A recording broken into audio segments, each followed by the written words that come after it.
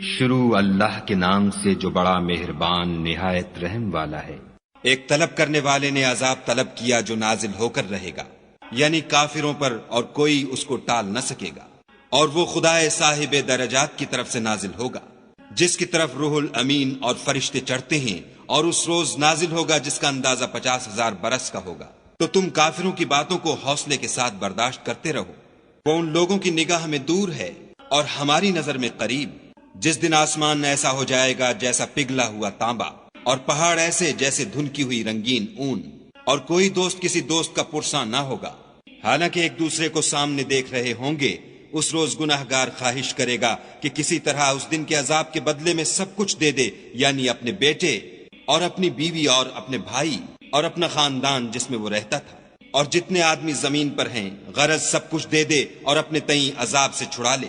لیکن ایسا ہرگز نہیں ہوگا، وہ بھڑکتی ہوئی آگ ہے، کھال ادھیڑ ڈالنے والی۔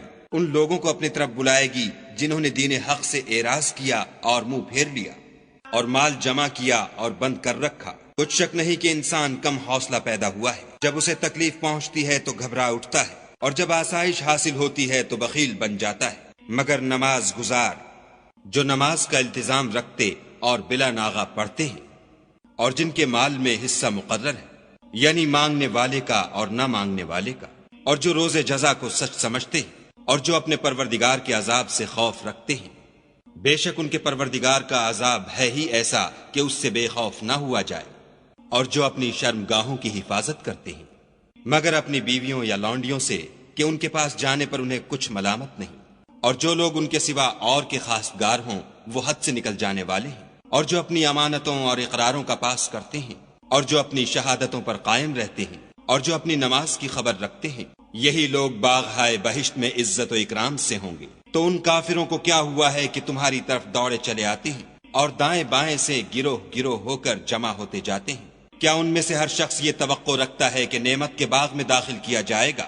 ہرگز نہیں، ہم نے ان کو اس چیز سے پیدا کیا ہے جسے وہ جانتے ہیں۔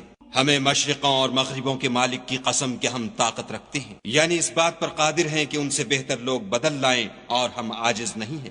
تو اے پیغمبر صلی اللہ علیہ وآلہ وسلم، ان کو باطل میں پڑے رہنے اور کھیل لینے دو، یہاں تک کہ جس دن کا ان سے وعدہ کیا جاتا ہے وہ ان کے سامنے موجود ہو۔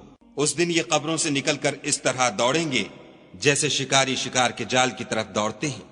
ان کی آنکھیں جھک رہی ہوں گی اور ذلت ان پر چھا رہی ہوگی۔ یہی وہ دن ہے جس کا ان سے وعدہ کیا جاتا تھا۔